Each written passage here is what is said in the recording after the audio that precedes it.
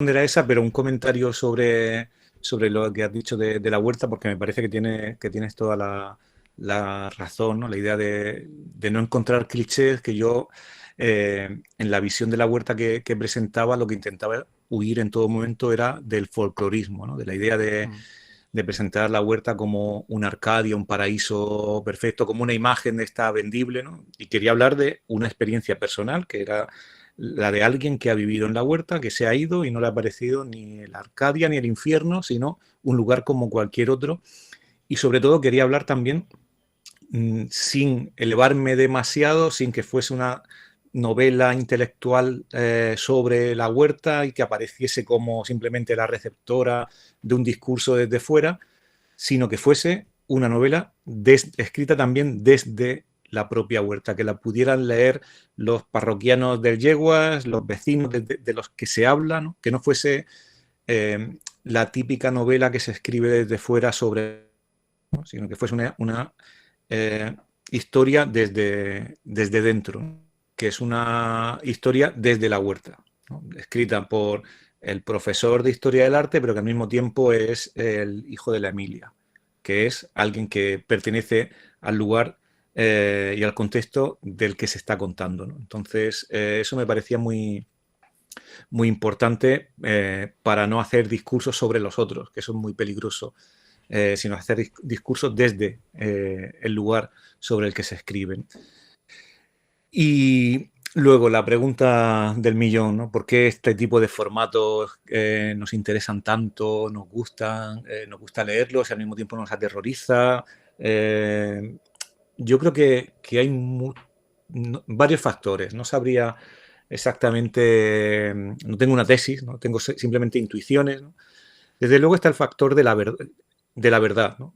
Que es el que está como detrás de esa pulsión de realidad que tenemos que nos hace querer o interesarnos por las cosas que han sucedido de modo real, ¿no? Y que es lo que está también detrás del auge del documental, del auge de las series de no ficción en la televisión, de estas novelas, ¿no? Eso que algunos autores llaman un hambre de realidad, ¿no? En este momento en el que todo se convierte en posverdad, en el que no hay modo humano de saber qué ha sucedido y qué no, encontrarnos con historias que tocan lo real parece que puede ser pues algo que en última instancia nos haga estar apegados al mundo, ¿no? Eso pone en contacto también la literatura o este tipo de literatura con otros formatos, incluso como el del reality show, ¿no? Hay una pulsión de realidad que está en todos esos lugares, igual que hay una pulsión de intimidad, de exponer nuestra intimidad, que está en las novelas de autoficción, pero que también está en Facebook o que está en Instagram, ¿no? Entonces, como que compartimos en este mundo contemporáneo un hambre por lo real, una exposición de intimidad que está en varios lugares, pero no todos esos lugares la tratan del mismo modo. No se trata igual la intimidad en Instagram que en las novelas. No se trata igual la pulsión de realidad, pero la manera de contarlo es diferente, ¿no? Eso por un lado, ¿no? El hecho de el hambre de realidad, la pulsión de intimidad, que hace que estos libros hoy sean como bastante atractivos, ¿no?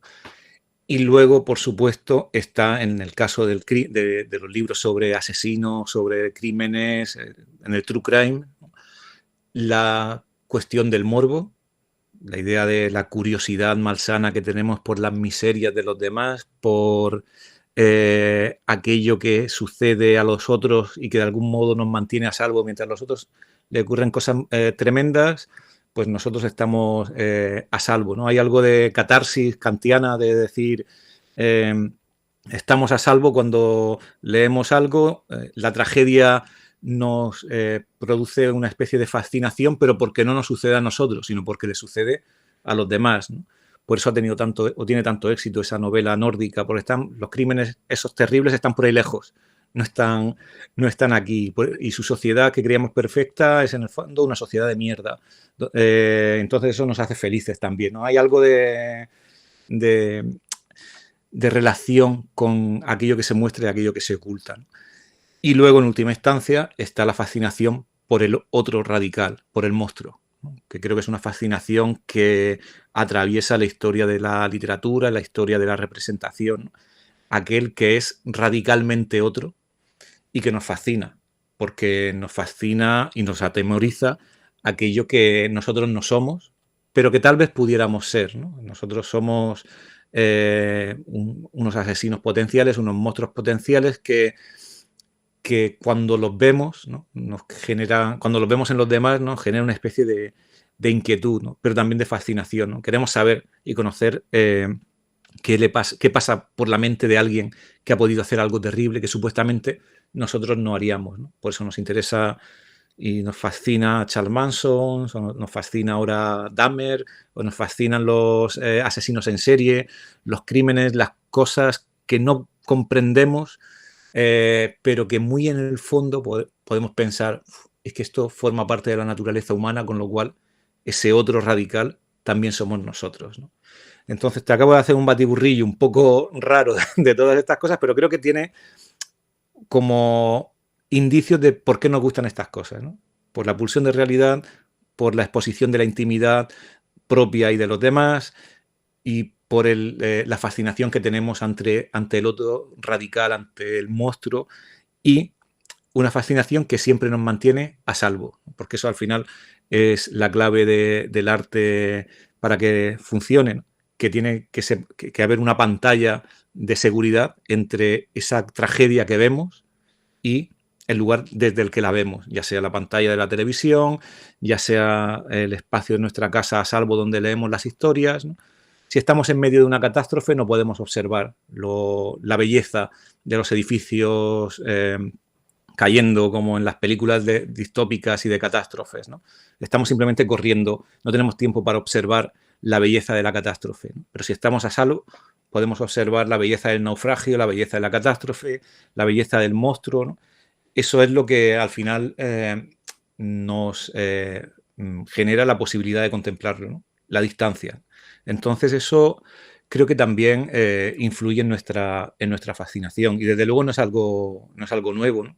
Lo que pasa que pues las cosas vuelven, regresan, también hay intereses de mercado y cosas que están por debajo de las vueltas a la moda, de las modas y de los géneros que al final es una cosa que tiene que ver ya no solo con la literatura, sino con el mercado literario, con el mundo literario, o no solo con el cine, sino con el mundo del cine, de las plataformas, etcétera. O sea que los regresos no solo son regresos culturales, sino también hay como muchos intereses y muchas cuestiones que están detrás, ¿no? O al menos un poco eso es lo que pienso, así como una serie de intuiciones ligadas, ¿no?